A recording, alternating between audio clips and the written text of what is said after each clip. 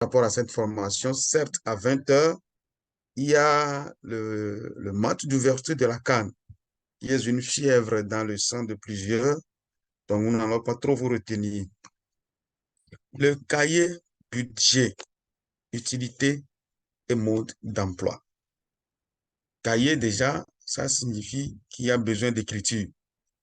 Il y a besoin de bien écrire, de comprendre ce qu'on écrit et de savoir ce qu'on veut écrire. Budget, donc prévision, réalisation, comparaison. Pourquoi cette utilité et comment l'utiliser?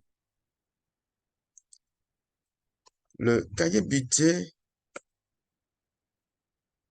je m'en vais nous dire, un auteur disait, l'intelligence financière a trait, non, pas à la quantité d'argent que l'on gagne, mais à la quantité d'argent que l'on garde, à la façon de la faire fructifier et au nombre de générations qui en profitent. C'est Robert Kiyosaki qui disait cela. Ce n'est pas la quantité d'argent que l'on gagne, mais plutôt la quantité d'argent que l'on garde. Il est bien qu'on peut gagner de l'argent, mais comment est-ce qu'on arrive à le gérer pour en garder, pour le faire fructifier? Toi qui arriveras à pouvoir bien gagner, bien le garder, le fructifier, c'est à ce moment qu'on pourra dire qu'une intelligence financière est dégagée dans ta gestion de l'argent. Le même auteur, quand il le disait, il voulait donner certaines précisions et il a donné 5 catégories que nous appelons le QI financier. Premièrement, travailler afin de gagner plus d'argent. On ne gagne pas d'argent en ne travaillant pas. Il faut le travail pour gagner. Maintenant, si nous gagnons, il faut protéger ce que nous avions gagné vis-à-vis des destructeurs de nos gains, des escrocs. Et ces escrocs, ne les voyons pas seulement comme des braqueurs ou bien des malfaiteurs. Nous-mêmes, nos habitudes sont des escrocs vis-à-vis de ce que nous gagnons.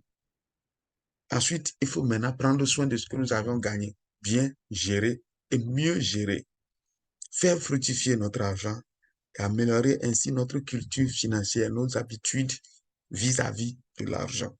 Le président l'avait si bien dit, et Dufia s'est doté pour vision d'aider l'espèce humaine à mieux gérer son propre argent, ce qu'il gagne. Il faut à cet effet se fixer des objectifs, élaborer un budget et faire un suivi rigoureux pour ce budget. Réajuster son budget aux besoins, parce qu'au fur et à mesure que vous déroulez le budget, vous aurez besoin à un moment donné de réajuster ce budget, de voir comment les choses évoluent. C'est très important. Et adapter. Faire la distinction entre besoin et désir, l'un des principaux fléaux que nous avions. Le besoin et le désir.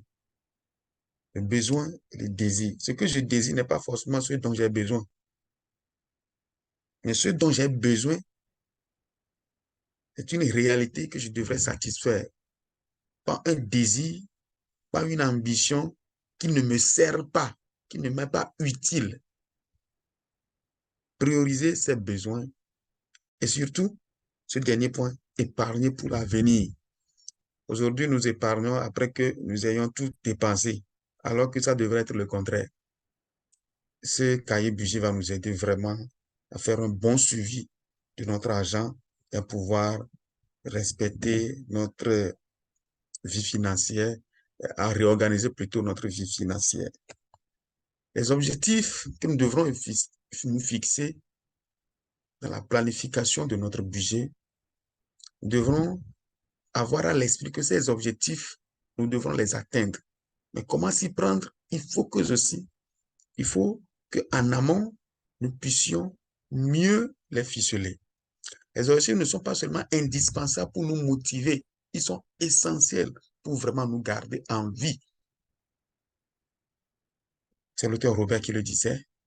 Un objectif mal ficelé ne pourra pas être atteint, ne pourra pas non plus nous motiver, sera un peu vague, mais il faut que cet objectif soit bien ficelé pour être essentiellement utile pour nous et nous tenir, nous garder en vie, tel qu'il le disait. Thomas Kalir lui disait, un homme sans objectif est comme un navire sans gouvernail. Je dirais, il est ballotté à gauche, à droite, il est dirigé par les événements de la vie. Lui, il ne prend pas contrôle de sa vie, mais ce sont les situations de la vie qui le dirigent. Et c'est très malheureux. Un objectif, tant qu'il n'est pas inscrit en noir sur blanc, ne reste qu'un souhait. Et ça, c'est très important. Le crayon et le papier activent le subconscient et programment l'objectif.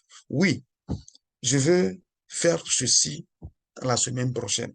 C'est à l'esprit, c'est une idée, c'est un souhait. Mais tant que je ne l'écris pas, je ne le matérialise pas quelque part, comment pourrais-je me rappeler et le suivre pour pouvoir le faire? C'est là le besoin de matérialiser nos objectifs. Et nous disons qu'il y a différents types d'objectifs. Les objectifs de vie, les objectifs à court terme, les objectifs à moyen terme, les objectifs à long terme. Quels que soient les objectifs que nous nous fixons, il faut que nous mettions aussi des moyens à profit pour les atteindre. Ici, nous voulons mentionner un processus mental conduisant à l'atteinte de ces objectifs ou d'un objectif. Premièrement, il faut que nous prenions la décision de faire quelque chose, de définir un objectif. Et après cette prise de décision, il faut mettre la décision en action et définir l'objectif. Donc, de définition de l'objectif. Maintenant que les objectifs sont définis, quel plan d'action je mets en place pour atteindre ces objectifs? Le point 3. Et dans le déroulement de mes plans d'action, quels sont les changements qui peuvent arriver? Qu'est-ce qu'il faut adapter? Qu'est-ce qu'il faut ajuster pour que ces objectifs soient atteints? Voilà un peu un processus mental que nous devrons suivre, que nous devons mettre sur place pour réaliser nos objectifs. Ceci est très important. Nous allons maintenant parler du budget. Le budget, c'est un instrument de pilotage. Il joue un rôle central puisqu'il explicite l'ensemble des prévisions et des objectifs servant de boussole de l'action quotidienne. Nous disons bien, il est explicite, c'est-à-dire bien détaillé, clair, sans ambiguïté sur toutes les prévisions. Et quand nous parlons des prévisions, nous parlons également des revenus et des dépenses. Les prévisions dans les deux cas. Et toutes ces prévisions doivent être claires, sans ambiguïté. Et ceci nous permettra d'éviter tout dérapage. Ceci nous permettra de bien le suivre, d'où le mot pilotage. C'est un instrument de simulation. C'est vrai que ce sont des prévisions que nous mettons en place et ces prévisions ne sont pas encore totalement les réalisations. Donc, nous avons une idée des réalisations passées et nous prévoyons ce qui pourrait avoir lieu. C'est là la simulation que nous faisons en considérant des hypothèses. C'est un instrument de motivation et de prévention des conflits. Donc, motivation pour nous, pour réaliser de nouveaux objectifs, ce faisant aussi éviter certains conflits que nous avions eus par le passé, que ce soit les conflits au niveau du comportement financier que nous avions eu ou social. Voilà un peu comment le budget nous aide. Un petit exemple ici, en 2023 par exemple, les frais d'électricité m'ont coûté 200 000. Et vu mes habitudes financières, je veux dire, mes consommations en électricité, mes ajustements sur cette rubrique d'électricité en 2024 sont plus ou moins nuls. Donc, je prévois encore 200 000. Sur le carburant, j'ai constaté que j'ai changé de domicile en 2024 et le trajet a changé. Donc, au lieu de 100 000 l'année passée, il y aura une augmentation d'environ 40 000, je l'ajoute. Sur les loisirs, l'année passée, j'ai fait des prévisions, mais vraiment, je n'étais pas sorti pour réaliser ces prévisions. Donc, théoriquement, je me dis cette année, bon, il n'y aura pas assez de changements. Je garde quand même les mêmes prévisions. Mais il faut noter que nous devrons être très, très éveillés sur les prévisions des revenus.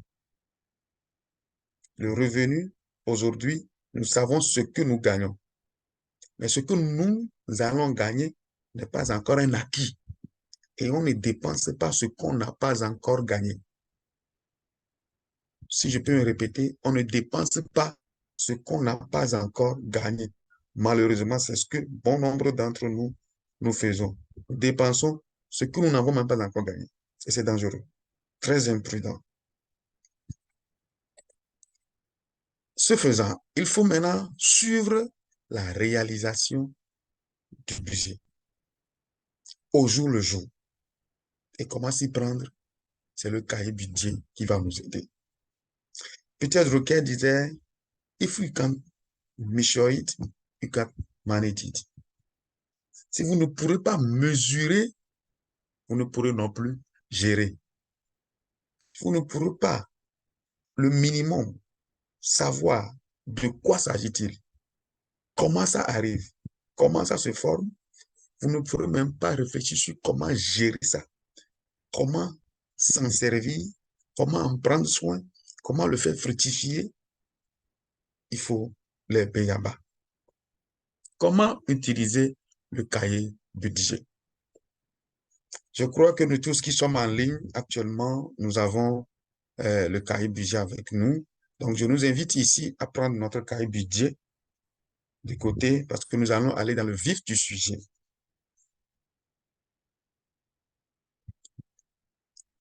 Le cahier budget, comment l'utiliser?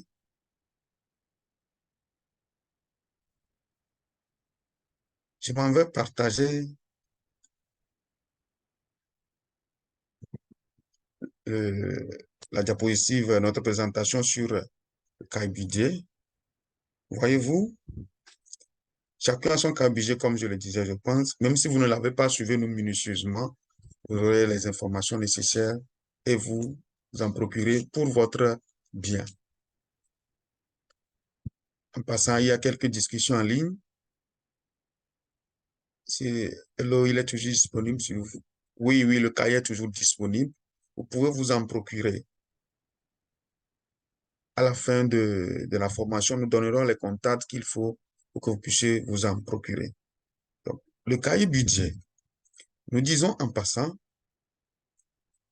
quand vous prenez le cahier budget, nous avons listé un sommaire des différentes rubriques et différents contenus de ce cahier. Vous verrez les objectifs qu'il faut fixer, les plans d'action, comment est-ce que vous devrez planifier votre année en matière de ressources, en matière de finances, etc., etc. Chers amis, nous voulons commencer cette présentation sur le cahier budget avec quelques petits points. Nous n'aurons pas à tout dévoiler ici. Vous avez le cahier budget. Tout ceci, c'est dans le cahier budget. Rassurez-vous, il n'y a pas d'inquiétude. Je vais mentionner quelques petits points. Quand on parle d'objectifs, j'avais dit tantôt que nous devrons nous assurer que les objectifs que nous fixons sont des objectifs clairs et que nous pourrons réaliser. Et quand on parle d'objectifs clairs et réalisables, il y a un petit code, je veux dire un symbole, un mot que nous utilisons souvent, c'est SMART, c'est-à-dire avoir des objectifs SMART. Et SMART voudra dire avoir des objectifs spécifiques, précis, mesurables, qui sont atteignables, qui sont réalisables dans un temps bien défini. Nous avons pris un exemple très simple.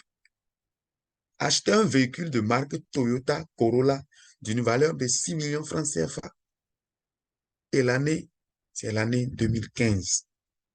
Vous verrez ici que ce qu'on voudra faire dans cet objectif, c'est acheter un véhicule, pas n'importe quel véhicule. Précision, marque Toyota. Ça aussi ne suffit pas. Mais quel modèle? Corolla. Donc l'objectif là-bas est spécifique. Très spécifique. D'une valeur de 6 millions. C'est mesurable. Maintenant, vu mes capacités en prévoyant ça, en me fixant cet objectif, est-ce que je peux l'atteindre sur cette année? Est-ce que c'est atteignable? Est-ce que je peux réaliser ça? Maintenant, est-ce que durant cette année, c'est possible? Le temps bien défini. Mais si je me dis, je veux acheter un véhicule en cette année, mais quel véhicule? Pour quelle valeur? Quelle marque? Voyez-vous ensemble que c'est un peu vague. C'est ce qui nous amène à dire qu'il faut fixer des objectifs précis et définir par la suite des plans d'action. Qu'est-ce qu'il faut faire pour atteindre ces objectifs? Est-ce que je dois faire des épargnes chaque mois de tel montant pour arriver à ça? Est-ce qu'il faut contracter un crédit pour réaliser ceci et maintenant être redevable à une structure financière pendant une longue durée et rembourser des capitaux, des mensualités? Différents plans d'action peuvent être mis à contribution pour la réalisation de ces objectifs. Et par la suite, vous devrez évaluer vos plans d'action et les apprécier, voir est-ce que ça répond effectivement aux objectifs que vous avez fixés. Enfin, il faudra faire un bilan pour voir est-ce que tout ce que j'ai prévu et les réalisations qui ont eu lieu sont plus ou moins équilibrées. C'est ce qui nous amène vers le contenu, le vif du sujet de notre présentation. Plusieurs modèles ou bien plusieurs techniques ont été présentés dans le document, dans le cahier budget. Vous irez les lire et à apprécier. C'est vrai, ces différentes techniques de planification ont leurs avantages pour chacun d'entre nous. Et même, je dirais, des inconvénients parce que chacun a sa personnalité financière. Et si vous ne maîtrisez pas votre personnalité financière, vous prenez une technique de planification qui ne va pas avec votre personnalité, vous risquez de vous retrouver dans le gouffre financier avant même la fin de l'année. Maintenant, passons aux objectifs, comme je les avais dit, des objectifs SMART, spécifiques, mesurables, atteignables, réalisables dans le temps. Très, très important. Voyez ici, c'est la page des objectifs. J'espère que c'est bien affiché chez chacun d'entre nous. Et ici, nous avons listé 10 lignes d'objectifs à se fixer. Ça ne veut pas dire qu'il faut fixer 10 objectifs, loin de là. Mais fixons 1, 2, 3. Plus les objectifs sont concis et moins nombreux, plus nous aurons plus à nous focaliser sur ça. Mais si nous fixons trop d'objectifs aussi, ça ne va pas nous avancer, ça va nous amener à un peu divaguer. Donc, 3 objectifs, ce n'est pas mal. Maximum 4, 6, c'est déjà trop bon parce que nous aurons à définir des plans d'action pour chaque objectif. Pas des plans d'action pour tous les objectifs, non. Chaque objectif doit avoir ses plans d'action. Et ce ne serait pas un seul plan d'action pour un objectif, peut-être 2, peut-être 3, avec des subdivisions. Mon plan d'action pour réaliser mes objectifs. Décidez du sens que vous entendez donner à votre vie. Ensuite, organisez toutes vos activités en conséquence, disait Brian Tracy. Quand vous fixez les objectifs, organisez maintenant les activités, les actions qu'il faut pour pouvoir les atteindre. Les plans d'action, comme je le disais, nous avons encore listé les plages pour que chacun puisse définir ses plans d'action. Ensuite, je planifie mes finances pour l'année. Et parlant des finances, nous avons les revenus, ensuite les dépenses. Pour les revenus, je serai un peu bref ici pour que nous puissions voir l'essentiel, le contenu précis de toutes ces rubriques.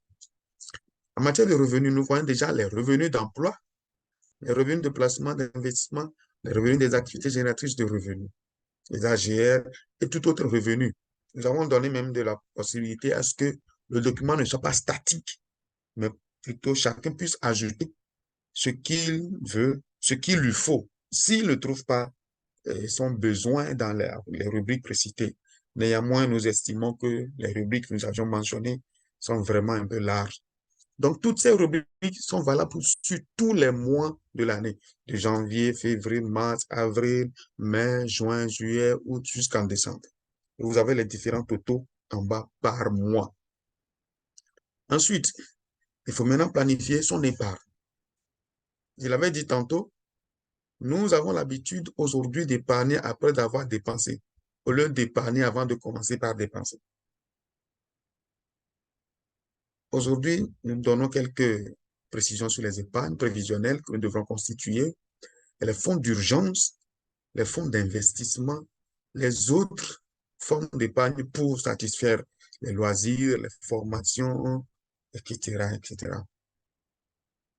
Et ces différents types d'épargne aussi sont faits, seront constitués au moins le mois, de janvier jusqu'à décembre, avec leurs totaux. Ce faisant, nous avons parlé des revenus, de l'épargne. Il faut maintenant parler ou bien planifier les dépenses sur l'année. En janvier, février, mars jusqu'en décembre, nous avions listé quelques rubriques. La rubrique phare pour tout homme, c'est de survivre pour ne pas dire de manger. Donc, petit déjeuner, déjeuner, le dîner du soir, les autres dépenses liées à l'alimentation, la rubrique de logement.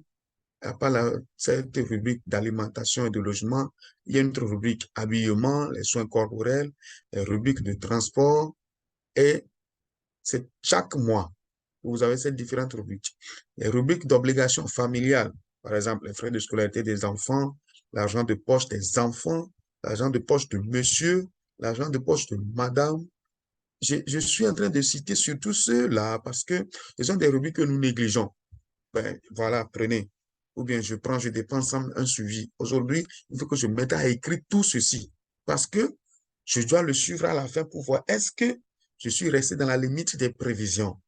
Très important de matérialiser tout. N'oublions pas, un objectif, tant qu'il n'est pas écrit, c'est un souhait. C'est un souhait. Si je veux corriger ma vie financière, mes habitudes financières, il faut que je matérialise tout et que je fasse un suivi dans mes réalisations. Et il y a un bon suivi dans ce cahier. Nous le verrons tout de suite. Ça va nous faire rire un peu, mais c'est trop bon, tellement bon. À part les obligations familiales, il y a la rubrique santé. Santé, c'est très important. Il faut vivre pour gérer les finances. Donc, prendre soin de sa santé, prévoir. Ça ne veut pas dire que nous prions que nous serons malades. Non. Prévenir vaut mieux que guérir, dit-on. Et nous avons prévu aussi d'autres rubriques autres dans chaque sous-rubrique pour aider à ce que chacun puisse mettre les informations qui le concernent et qui manqueraient. Voyez-vous, après ces différentes rubriques, nous avons aussi la rubrique loisirs et divertissement, les abonnements à les chaînes satellitaires, les sorties, etc. Les obligations financières, les remboursements d'emprunts, les cadeaux, les frais bancaires, les dons, etc., à la famille, aux amis, et pour ceux qui sont des religieux, dans leurs églises, dans leurs congrégations.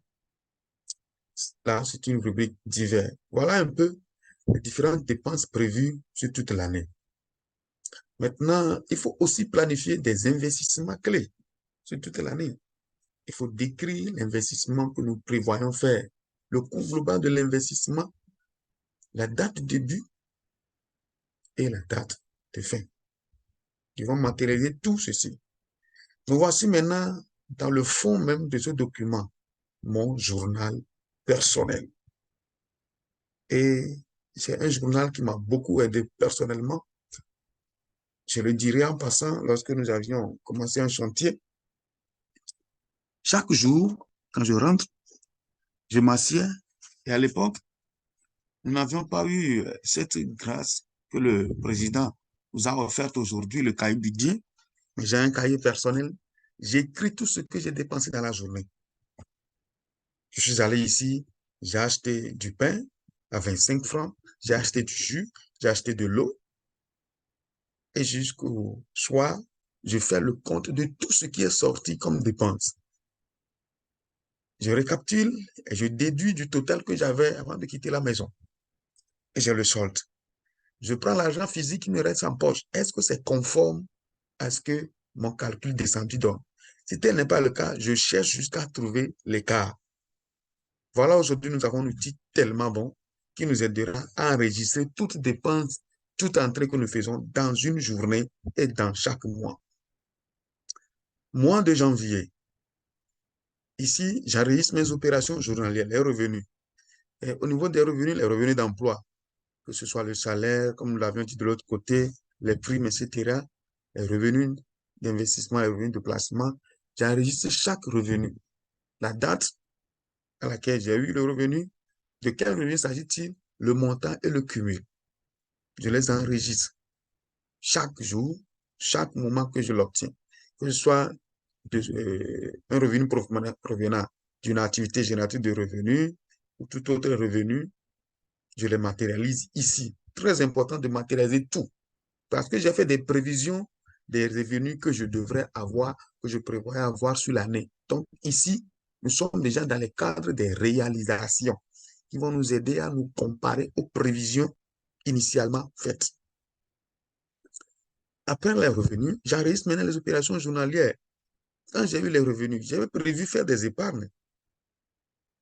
Il faut que je les constitue en même temps avant de commencer par dépenser. Épargne. Je prévois mes épargnes. Chaque date, par rapport à chaque revenu, je prévois les épargnes. Je matérialise les épargnes. Et ici, c'est constituer en même temps les épargnes. Ce n'est pas écrit seulement, mais il faut le constituer. Il faut le déposer sur le compte en question. Pas le dire en pensée, ni l'écrire sans l'appliquer. Il faut l'appliquer. Après ça, je viens maintenant aux dépenses. Et vous verrez plusieurs lignes pour toutes les dépenses que je fais dans une journée, dans le mois. Et c'est plusieurs pages pour ces dépenses. Voyez-vous que chaque rubrique que nous avions là-bas, la rubrique alimentation, la rubrique transport, soins corporels, habillement, la rubrique santé, la rubrique toutes les rubriques de dépenses familiales, de tout, nous avons des lignes prévues pour enregistrer les différentes dépenses faites au cours du mois. Après ceci, il faut faire un récap, un suivi de tout ce que j'ai dépensé. Voici le suivi. Donc, les différentes rubriques, les postes budgétaires, les revenus d'emploi, chaque page m'a servi à avoir un total. Je les ramène ici, dans les prévisions et dans les réalisations. Que ce soit au niveau des revenus ou au niveau des dépenses, je les récapitule et je vais trouver les écarts de réalisation. Est-ce que j'ai dépassé mes prévisions en matière de revenus? Ça, on remercie Dieu. Si j'ai dépassé les prévisions, c'est bien. Mais si je n'ai pas dépassé les prévisions, ça voudra dire que je dois planifier des actions futures. Ça voudra dire que immédiatement les dépenses que j'ai faites, les dépenses que j'avais prévues plus tôt, je risque d'avoir un dépassement budgétaire qui va me creuser des trous. Au niveau des dépenses, mes prévisions, est-ce que j'ai eu un écart? Je veux dire, est-ce que j'ai dépensé plus que prévu? Et là, c'est grave, ce qu'il ne faut pas. Mais malheureusement, ça arrive quand ça arrive, il faut penser à les corriger, à corriger nos habitudes financières, voire les imprévus que j'ai réalisés sur un coup de tête parce que je suis trop généreux, parce que je ne maîtrise pas ma personnalité financière. Je profite par là pour dire que le président de notre association, je veux nommer notre expert certifié en éducation financière, le président Apathibe Bruno, a sorti un test de personnalité financière. Et quand vous passez ce test, vous vous retrouvez dedans et vous savez, ah, voici mes faiblesses vis-à-vis de l'argent, voici mes forces, comment s'y prendre? Nous vous invitons à prendre attache avec l'association du FIA et vous saurez toutes ces informations pour mieux organiser votre vie financière. Donc, ces comparaisons continuent également au niveau des épargnes que nous avions prévu constituer et que nous avions constituées.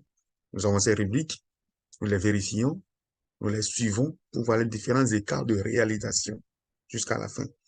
Note explicative des variations et résolutions pour le mois prochain. Ça, c'est le mois de janvier. Donc, tous les écarts que j'ai, je dois pouvoir trouver les raisons pour lesquelles il y a eu cet écart. Écart en gain comme écart en perte. Maintenant, je prends des résolutions pour le mois prochain pour corriger soit ces dépassements de dépenses ou ces manques à gagner. Et au moins le mois, cette activité va se répéter jusqu'au mois de décembre.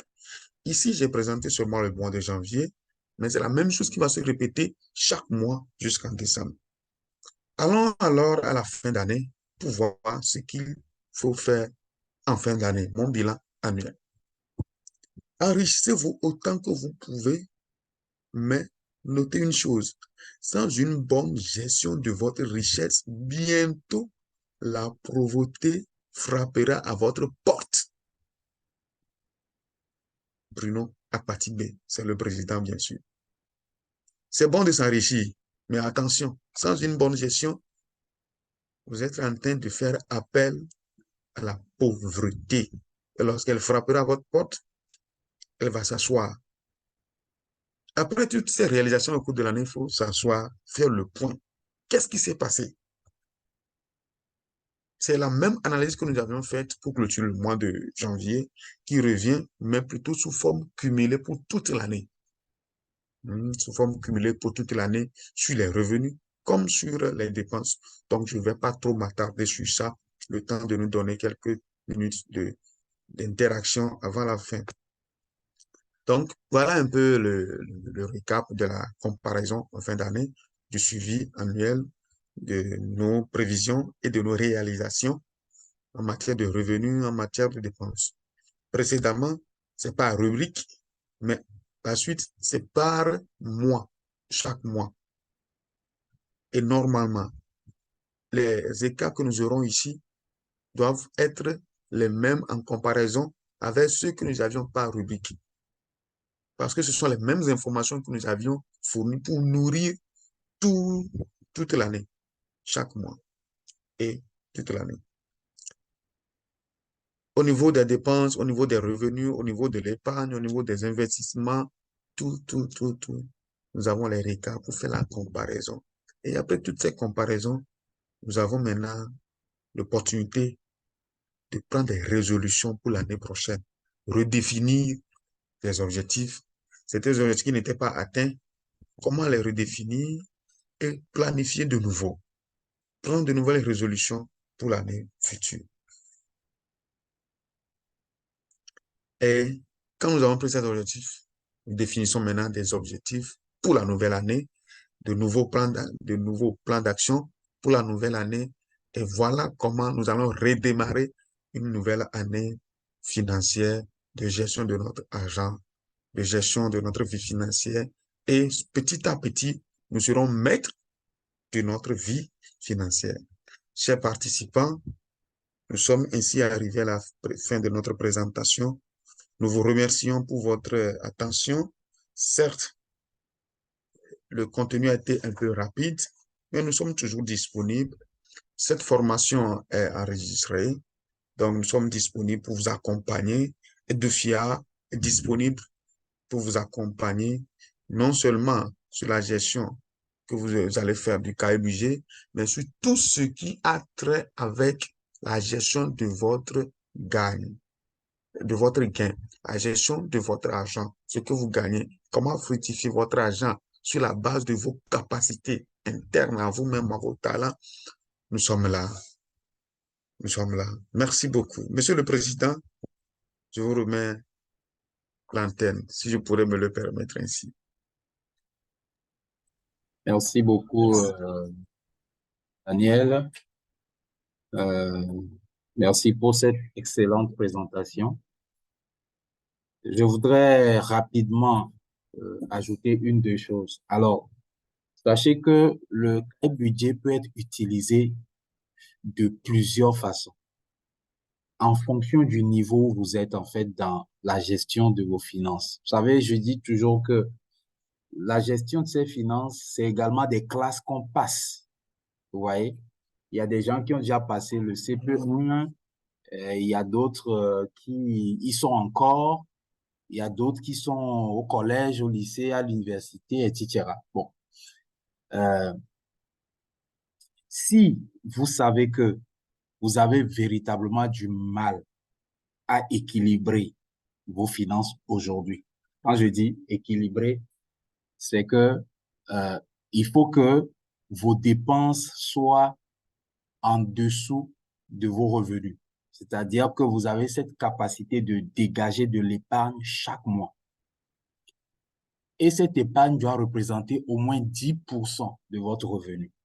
Et 10%, c'est une valeur relative. Donc, il n'y a pas d'excuse en fait à dire, moi, je ne gagne pas suffisamment. C'est une valeur relative. Si vous gagnez 10 000, on ne va pas vous demander de faire autant d'épargne que quelqu'un qui gagne 100 000. Parce que c'est 10% qu'on applique au revenu de chacun. Donc, quelqu'un va épargner 10 000, l'autre 1 000 francs. Donc, Si vous savez que vous n'êtes pas à l'équilibre aujourd'hui, vous devez absolument utiliser le cahier budget. Le cahier budget, ce n'est pas juste un document qu'on remplit, puis c'est tout. C'est un document qui vous permet d'acquérir une certaine discipline. Et une fois que vous l'acquérez, c'est fini, c'est pour la vie. Ça va vous accompagner dans tout. Vous savez, personnellement, j'ai vu un peu mon parcours financier. Je me rends compte que les habitudes financières que j'ai prises très tôt, je les ai gardées jusqu'à aujourd'hui. Alors que, bon, si je prends mes revenus aujourd'hui comparé aux 45 000 francs CFA que j'ai perçu comme premier salaire il y a plus d'une quinzaine d'années, ben, je pense qu'il y a un grand écart. Mais les principes sont restés les mêmes, c'est-à-dire la discipline financière, le suivi de mes dépenses, l'épargne, absolument l'épargne, la prévision. Chaque année, moi, par exemple, l'année 2024, grâce au cahier budget d'ailleurs, hein, grâce au cahier budget, je vous dis, euh, mes objectifs sont déjà clairs. Mon plan d'action, il est établi. Les investissements clés que je veux faire pour cette année, je les ai listés, j'ai mis les dates butoirs, ça démarre quand ça. Tout est fait. Ça, je dis pour ceux qui sont à un certain niveau, c'est-à-dire ceux qui sont déjà à l'équilibre et qui ne sentent pas trop la nécessité de tout mettre à l'écrit one by one dans le détail, vous avez besoin du cahier budget pour planifier. Donc, la première phase, c'est très important. Maintenant, après, pour ceux qui se disent que non, ce n'est pas mon truc, parce qu'il y a vraiment différents types de personnalités. Il y a des gens, quand tu leur dis cahier budget, ils vont dire, ce n'est pas mon truc, franchement, je ne peux pas remplir. Même il y a des gens qui ont acheté le cahier budget qui ne l'ont pas utilisé l'année passée. Alors, supposons que tu n'arrives pas à utiliser le cahier budget pour tes dépenses dans le détail, etc. Ça peut être un cahier de projet pour toi. C'est comme Daniel disait, j'ai un chantier que je dois suivre, je dépense, eh bien, j'utilise le cahier budget pour noter chaque mois, chaque jour, ce que je fais. Donc, le cahier budget, vraiment, c'est un outil qui peut être utilisé de plusieurs façons. À vous, selon vos besoins, selon votre niveau, la classe dans laquelle vous êtes, hein, en matière de gestion, à vous de savoir l'utiliser. Mais en tout cas, une fois encore, si vous êtes vraiment au début, c'est-à-dire que vous cherchez à acquérir la discipline financière, vous êtes encore en train de chercher votre équilibre, absolument utilisez ce cahier-là. Voilà ce que je voulais ajouter. Maintenant, on va vous laisser la parole pour quelques questions s'il y en a. Vous pouvez prendre la parole dans le micro. Vous pouvez parler dans le micro. Sinon, vous pouvez écrire dans le chat. Merci.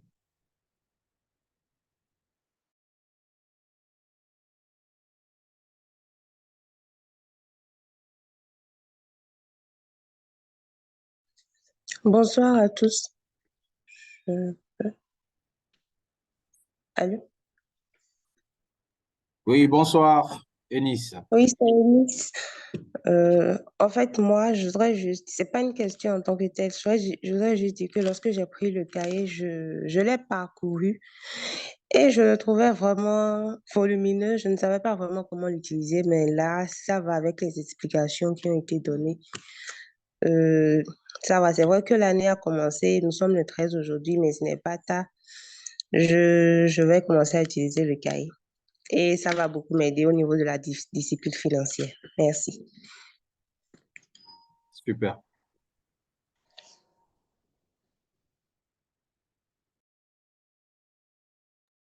Oui, une autre intervention, question, commentaire.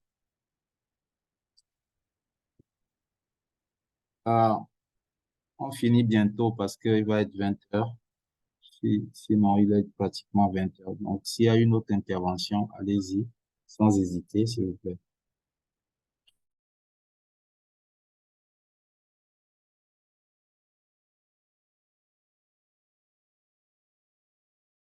OK, bon. Donc, je pense que le message est passé.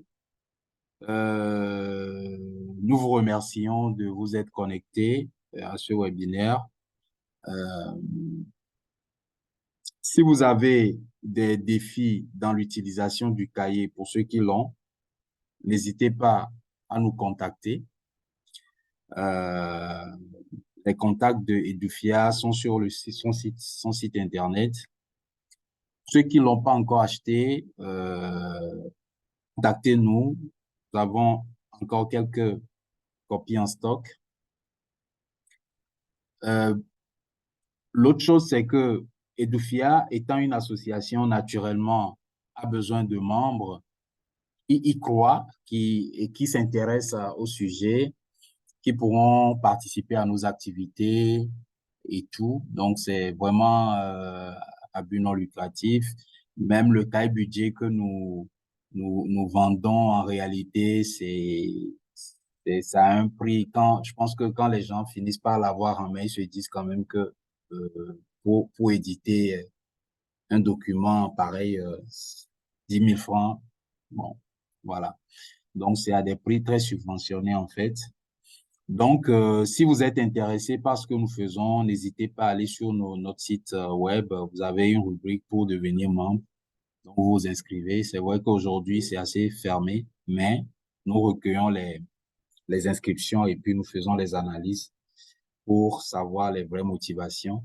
Nous cherchons plus les gens qui veulent prendre et puis contribuer également au développement des autres. Voilà, je vais m'en arrêter là. Daniel, je ne sais pas si tu as un dernier mot et puis on va clôturer. Merci, Président. Merci aux uns aux autres. Nous allons envoyer nos contacts dans la discussion tout de suite.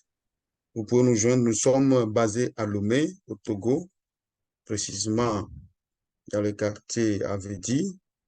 Et nos contacts sont là, sur le Togocel 70 24 16 99 70 24 16 99 et pour le Move, c'est le 96 33 00 83.